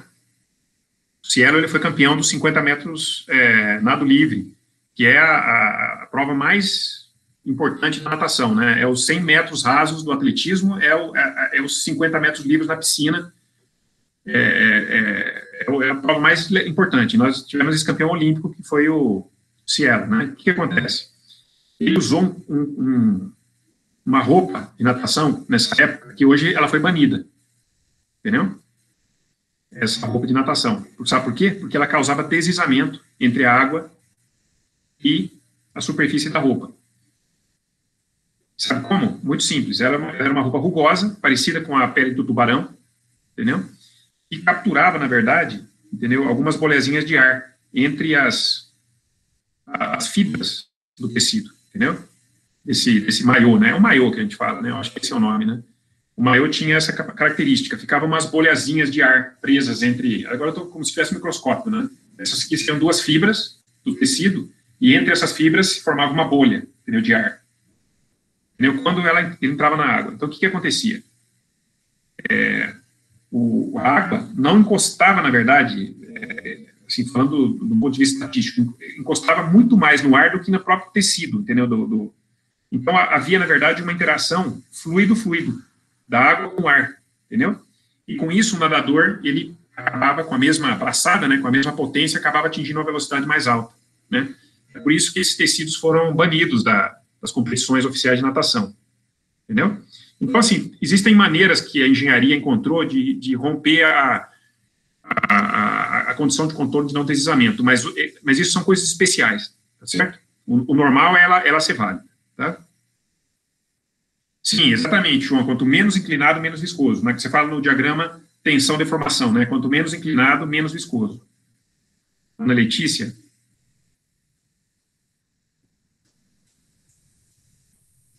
Então, se o fluido é mais viscoso, o cilindro interno vai ter maior ângulo de giro e quando o líquido é menos viscoso. Exatamente. Mas aí notem que o experimento é diferente. Ele é assim, você coloca o cilindro externo no mesmo RPM, na mesma revolução por minuto, nos dois casos, tanto no caso da água quanto no caso do mercúrio, que é o que eu mostrei. Você percebeu que no mercúrio, né, o cilindro interno se deformou mais, né? Houve uma deformação angular maior do fluido e, consequentemente, o cilindro interno, ele acabou girando um pouco mais. Lembra? Quando era água, o mostrador chegou ali em 40. Quando foi mercúrio, passou de 90. Então, se o externo está girando com a mesma velocidade, entendeu? O fluido mais viscoso transmitiu mais quantidade de movimento para o interno, para o cilindro interno, entendeu? Por isso que a deformação dele foi maior. Entendeu? Agora, se eu aplicar a mesma tensão, entendeu? Nos dois fluidos, aí é diferente. Se eu aplicar a mesma tensão, aí o mesmo intensidade de tensão, né? Aí o mercúrio se deforma menos do que a água se deforma mais, entendeu? São coisas diferentes. Uma é transferência de quantidade de movimento, um conceito, o outro conceito é o conceito de deformação, tá? Ou seja, um é a transferência de quantidade de movimento com a velocidade do cilindro constante, melhor dizendo, certo? E outro é a deformação que ocorre com uma tensão constante. Tá entendendo? No caso do mercúrio, a tensão aplicada foi mais alta. Entendeu? Não sei se ficou claro, viu, Ana Letícia? O que eu te aconselho? Pega a lei da viscosidade de Newton, coloca no papel e começa a estudar um pouquinho. Sim, chuta um perfil de velocidades, por exemplo, linear, uma equação de uma reta, A vezes Y mais B, entendeu? Esse seria seu perfil de velocidade, entendeu? Verifica como que, por exemplo, com a tensão constante, como é que seria a deformação, com uma deformação constante, como é que seria a tensão, entendeu? Brinca com a lei da viscosidade de Newton, com essa equação aqui, tá? Que talvez você entenda melhor o que eu acabei de dizer. Tá bom? Pessoal, antes de acabar a aula, nossa aula acaba em 15 minutos, né? Essa aula vai acabar, minha aula costuma ter uma hora e meia, tá? Mas hoje está indo um pouco mais longe, talvez por ser a primeira. Então, peço até a paciência de vocês, porque eu sei que é um pouco cansativo. Mas, se você fizer uma cochilada, também depois a aula vai estar no YouTube, você pode assistir aquela parte que você perdeu, tá? Saiu para ir no banheiro, a gente recupera isso lá no YouTube. Mas eu não posso terminar a aula sem falar da hipótese do contínuo, tá? Acho que é importante falar da hipótese do contínuo. Tá bom? É um conceito que vocês provavelmente vocês dominam, Giovanni.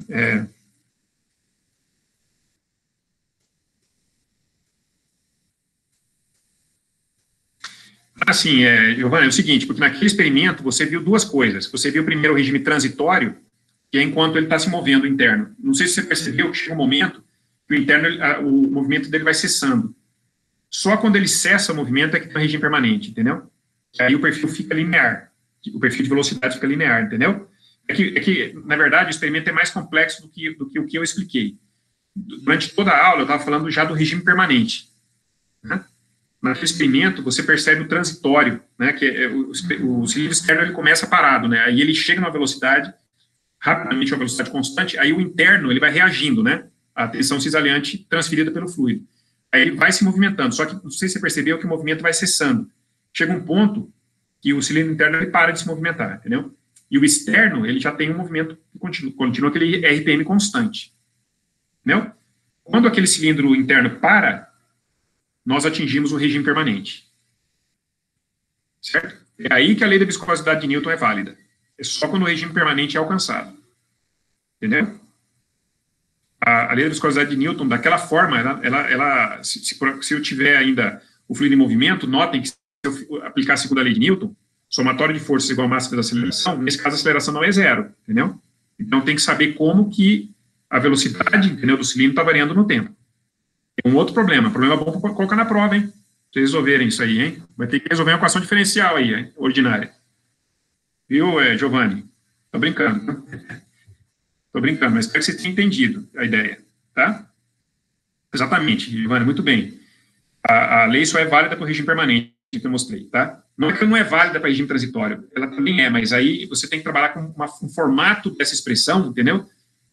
Uma expressão um pouco mais complexa, que leva em conta a aceleração também. Tá certo? Não é que não é válida para o regime transitório, também é. Só que aí você está lidando com um problema transitório, é um problema um pouco mais complexo. Você tem que resolver uma equação diferencial ordinária, tá? Pessoal, para terminar a aula, eu queria falar da hipótese contínua. Tem umas coisas aqui na aula que eu quero que vocês estudem no livro, tá? Que é a questão, por exemplo, do sistema de unidades. Eu quero que vocês tenham uma olhada na introdução, que é uma coisa simples, mas é importante. Homogeneidade dimensional, eu posso falar no finzinho da aula. Densidade, eu sei que vocês entendem, tá? Que densidade, a gente não precisa falar sobre isso. Lei dos gases perfeitos, tá? Vocês também estão trabalhando com isso desde a época da escolinha, é ou não é? Tiveram que estudar isso no vestibular. Módulo da elasticidade eu posso falar também. Então, antes de acabar a aula, eu vou falar rapidinho sobre hipótese contínua, vou falar rapidinho também sobre homogeneidade dimensional e módulo de elasticidade, aí a gente acaba, tá? Pessoal, hipótese contínua é rápido, tá? O que eu quero dizer, só quero dizer o seguinte, né, que neste curso de mecânica dos fluidos, a gente sempre considera a hipótese do contínuo como válida. Então, em todas as equações que a gente vai trabalhar, entendeu? A gente sempre considera que nós temos funções contínuas e deriváveis e integráveis. Ficou claro isso? Do ponto de vista matemático é isso. Ou seja, quando eu mostrei que a tensão é igual a viscosidade vezes um gradiente de velocidades, isso significa que eu vou ter a função contínua da velocidade em função de y para derivar. Para eu poder fazer a derivada, entendeu? Isso vai ser válido. Inclusive, a equação fundamental da mecânica dos fluidos, que é a equação de Navier-Stokes, entendeu? Ela é válida, tá? Desde que a hipótese do contínuo esteja satisfeita, tá? Quando que a hipótese do contínuo não é válida? Em situações de ar efeito, por exemplo, na reentrada de uma nave espacial na Terra, por exemplo, para calcular a transferência de calor, né, para você dimensionar, por exemplo, o isolamento térmico da cápsula. Teve uma agora da SpaceX que reentrou na Terra há pouco tempo, né? Os astronautas ficaram um tempo lá na Estação Espacial Internacional, né? Aquilo lá, quando ele tem que desacelerar, entendeu? Aquilo está, sei lá, 30 mil km por hora, aquilo tem que chegar numa velocidade baixa o suficiente para o astronauta não se espatifar quando o objeto toca o mar, né? Com os paraquedas ali, né? E se usa exatamente o cisalhamento, né? Entre esses elementos, né? Esses isolantes térmicos, né? Da cápsula e o ar da atmosfera para desacelerar o objeto, né? Espacial. Essa cápsula espacial. E isso se dá por esse cisalhamento viscoso, né? Inclusive, pega fogo aquilo ali, né? Grosso modo, né? O ar, o cisalhamento é tão intenso, né? Que parece uma estrela cadente, né? Aquilo. Né? Ali não dá para usar a equação de Navier-Stokes, tá? Ali você tem que usar Monte Carlo, alguma técnica estatística que é utilizada por exemplo, na engenharia nuclear, né? Onde você considera, é tudo estatística, né? Você usa modelo estatístico para calcular a transferência de calor. Mas não é fácil quebrar a hipótese contínua, isso que eu quero dizer. Na maioria dos problemas de engenharia, ela é válida. Na maioria dos problemas. E aqui vocês têm um exemplo disso que eu disse, que é a verificação da hipótese contínua. Eu peço que vocês em casa estudem esse problema. É basicamente para calcular o número de moléculas que eu tenho em um nanovolume. Né? Imagina que eu tenho um volume de 22,4 vezes... Não, peraí. Cadê? Aqui. Imagina que eu tenho um volume de 1 vezes 10 a menos 9 milímetros cúbicos. Tem noção do que é isso? 1 vezes 10 a menos 9 milímetros cúbicos de volume, entendeu? Em condições normais, temperatura e pressão, quantas moléculas eu tenho ali? Se vocês fizerem esse cálculo aí, bastante simples, que eu tenho aí resolvido para vocês, vocês vão ver que eu tenho, nesse nanovolume, eu tenho ainda 2,7 vezes 10 a sétima moléculas, entendeu? Moléculas desse gás, entendeu? Então, notem que ainda assim eu vou ter uma quantidade tão grande de moléculas nesse nanovolume que eu posso considerar a hipótese contínua como válida, posso aplicar as equações da mecânica dos fluidos tranquilamente nesse volume, nesse nanovolume, tá certo? Se esse volume fosse ainda menor, cada vez menor, até o ponto que eu vou ter meia dúzia de moléculas ali dentro, aí já não dá para usar a hipótese contínua, entendeu? Eu vou ter que usar alguma técnica estatística para saber como é que vai ser a interação entre as moléculas que vai ter alguma relação com transferência de calor, com transferência de massa ou quantidade de movimento, entenderam? Mas a gente não vai chegar nesse nível neste curso. Tá? A hipótese contínua sempre vai ser válida. Tá claro isso? Entenderam o que é hipótese contínua, pessoal? Beleza? Ótimo. Se for o caso, na aula que vem, eu no começo da aula, eu falo um pouco, eu equaciono a lei de Fourier para vocês e mostro essa questão do hipótese contínuo e comparo com a abordagem da física quântica. Se vocês quiserem, eu posso fazer isso, mas isso parece mais aula de física que de engenharia, né?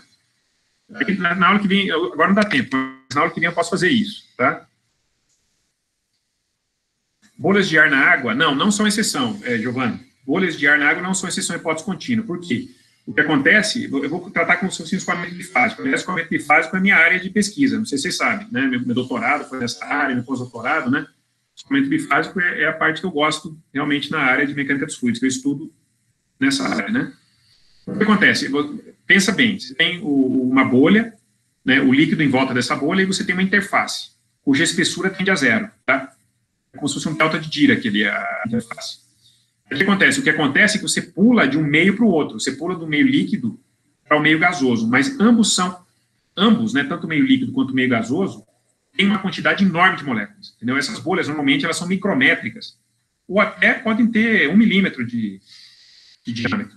Entendeu? Notem que, na verdade, o volume dessa bolha é muito maior do que o volume que eu coloquei nesse exemplo para vocês aqui, ó. É muito maior do que esse 1 vezes 10 a menos 9 milímetros cúbicos. Em outras palavras, eu vou ter moléculas de ar nessa bolha, dentro dessa bolha, entendeu? Num número muito maior do que esse que tem aqui, que já é muito grande, entendeu? Então, eu simplesmente passo do meio contínuo líquido para o meio contínuo gasoso. Beleza? Muito boa pergunta. Aí vem o seguinte, ó, eu quero que vocês deem uma olhada nessa questão da homogeneidade dimensional, tá? 5 minutinhos para acabar a aula. Essa parte é importante, da homogeneidade dimensional. Se vocês dominarem isso, cara, vocês vão ter tanta facilidade para resolver problema depois. Se vocês perceberem que em qualquer equação da física, não é só da mecânica dos fluidos, não. Qualquer equação da física, entendeu? Todos os termos têm que ter a mesma dimensão, entendeu? Se vocês perceberem isso, isso vai ajudar pra caramba a vida de vocês. Um exemplo, a equação de Bernoulli. A gente vai começar a ver daqui a 2 semanas, a equação de Bernoulli. Cai na primeira prova. Se vocês perceberem que na equação de Bernoulli a carga de pressão, a carga de velocidade e a carga de altura têm a mesma dimensão, e tem que ter, porque esse termo aqui, ó, é Z de altura, entendeu? Qual que é a dimensão de comprimento? Metro em SI. Aliás, qual que é a unidade da dimensão de comprimento em SI? A unidade da dimensão de comprimento em SI é metro, entendeu? A unidade da dimensão de comprimento no sistema imperial é pé, entendeu? Não confundir unidade com dimensão. Aliás, tem uma transferência aqui só sobre isso, ó. Aliás, é para frente. Tá? Não vamos confundir unidade com dimensão, tá? Dimensão é comprimento. Unidade é metro, pé, polegada, entenderam? Então, voltando na equação de Bernoulli. Se você perceber que todos esses 3 termos têm que ter dimensão de comprimento em SI metro, fica muito mais fácil de você perceber um erro. Então, aqui, pressão por peso específico tem que dar metro. Velocidade ao quadrado por 2 vezes a aceleração da gravidade tem que dar metro. Isso está aqui, ó. Entendeu? Realmente dá, ó. Velocidade ao quadrado é o quê? Metro quadrado por segundo ao quadrado. E G é o quê? Metro por segundo ao quadrado. Corta segundo ao quadrado por segundo ao quadrado, né? Corta metro com metro quadrado, sobra metro. Tá vendo? Então, preste muita atenção nessa questão da homogeneidade dimensional, tá? Quanto a essa questão da diferença entre unidade e dimensão, vocês entenderam, né? Vocês entenderam que dimensão dimensão é comprimento e dimensão é metro. Confundi tudo. Cansado já. Voltando, vocês entenderam que comprimento é dimensão e que metro é unidade.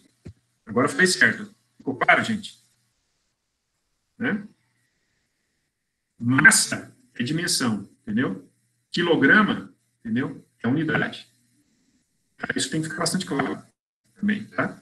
E óbvio que com dimensões básicas, a gente constrói dimensões, a gente constrói quantidades ou grandezas derivadas. A densidade, por exemplo, é uma grandeza física, né, que é composta da dimensão de massa e da dimensão de comprimento, não é isso? Comprimento vezes comprimento vezes comprimento que dá o volume, né, que está no denominador da grandeza física, densidade. Tá bom?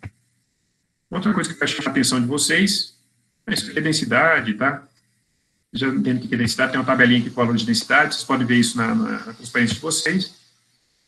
Peso específico, pessoal, a gente vai usar muito em hidrostática, tá? Não é, a diferença do peso específico para a densidade, é que o peso específico é o peso pelo volume, entendeu? Não é não é a massa pelo volume, o peso específico é o peso pelo volume. Tá? Também é dado por esse produto aqui, ó, de densidade por aceleração da gravidade, tá? A gente usa como gama. A gente usa muito o gama, esse símbolo, né, para designar o peso específico. Tá? Cuidado com a densidade relativa, viu? Se na minha prova aparecer assim, ó, o óleo tem uma densidade de 0,8. Cadê a unidade? Se eu falar que o óleo tem uma densidade de 0,8, você já tem que sacar, ó, densidade relativa. Densidade relativa é a densidade relativa à água a 1 atmosfera e 4 graus Celsius. A densidade da água a 1 atmosfera e 4 graus Celsius. Entendeu? Agora, se aparecer assim, a densidade do óleo é 800 quilos por metro cúbico. E a densidade é absoluta. Entendeu? Então, cuidado com isso. Hein? Tem alguns exemplos para vocês fazerem em casa, já resolvidos, esses tópicos. Eu quero chamar... aqui tem a equação dos gases ideais, né? Todo mundo conhece, né? A relação entre pressão e temperatura, né? E volume. Só um conceito que é importante que eu quero que vocês dominem, tá? No curso de mecânica dos fluidos, dificilmente a gente vai utilizar a equação de Clapeyron em base molar, tá? Fica esperto, eu faço pressão igual a densidade vezes a constante do gás vezes temperatura. Cuidado com a termodinâmica, tá? Isso aqui não é a constante dos gases ideais, aquela constante universal. Essa é a constante do gás ideal específico. Vai ter uma para oxigênio, vai ter uma para nitrogênio, vai ter uma para hélio, entenderam? Vai ter uma para CO2. Tá certo, gente? Então, cuidado para não errar, tá? Essa questão. Vou chamar a atenção de vocês, que são coisas que acabam sendo cobradas, né? Na prova, no exercício, né? Toma cuidado com isso. Finalmente, o último cara que eu queria comentar, porque a captação eu já falei, tá? Que é a pressão de vapor, eu já falei no começo da aula, que é aquela história do escoamento bifásico na bomba, né? Então, a última coisa que faltou falar, antes de acabar a aula, é sobre modo de elasticidade volumétrica. Eu quero que vocês prestem atenção nisso. Não se preocupem se vocês entenderem agora, porque eu vou dar um exercício sobre isso na semana que vem. O módulo de elasticidade volumétrica também é uma propriedade física dos fluidos, que vamos pegar essa última relação aqui, é entendido da seguinte forma. Imagina que eu tenho um fluido, né, com um elemento cúbico de fluido, e eu aplico, entendeu? Eu aplico uma tensão normal sobre ele. Agora é tensão normal, não é tensão cisaliante, não, tensão normal, pressão. Eu aplico uma tensão normal sobre ele. Né? E ele tinha uma densidade de referência, que é a densidade inicial.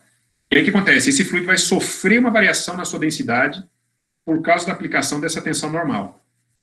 Dado por esse DRO aqui, ó. Em outras palavras, o módulo de elasticidade volumétrico é uma forma de você quantificar o quanto que um volume ou a densidade de um fluido varia em decorrência da aplicação de uma tensão normal. Ficou claro isso, pessoal? E é interessante que o módulo de elasticidade volumétrico está relacionado, entendeu, à velocidade do som no meio. E é aí que nós vamos fazer um exercício. Né? E está relacionado também com a variação de densidade de um fluido. Entendeu? Exatamente. Então, a gente consegue, com esse módulo de elasticidade, por exemplo, calcular o quanto que a densidade da água aumenta com a profundidade no mar. Né? Por exemplo, lá nos poços do pré-sal da Petrobras, por exemplo, eles têm lâminas d'água de mais de 1.000 metros, entendeu? A densidade da água lá embaixo, onde está a árvore de Natal, onde está a cabeça do poço, a densidade da água lá é maior do que a densidade da água na superfície. A densidade da água no leito marinho é maior do que a densidade da água na superfície. Mas, professor, mas a água não é um fluido incompressível?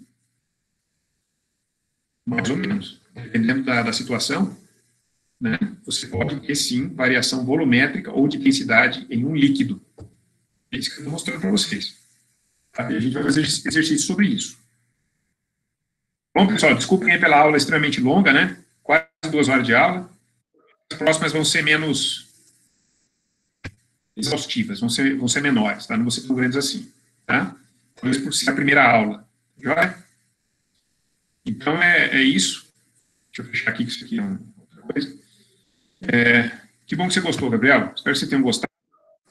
Não tem tempo nem para perguntas agora. Lembre-se que perguntas a gente pode fazer para o monitor e para mim, né? Para o Pedro e para mim. Eu vou parar a gravação agora, pessoal, e para encerrar a aula, mas se vocês quiserem fazer alguma outra pergunta relacionada ao curso, fiquem à vontade, tá? A primeira coisa que eu vou fazer é isso, vou parar a apresentação e vou parar a gravação também.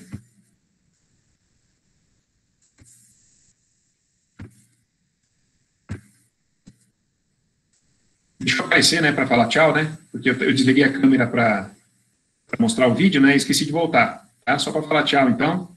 Vou encerrar a aula por aqui, tá bom, pessoal? E só um segundo.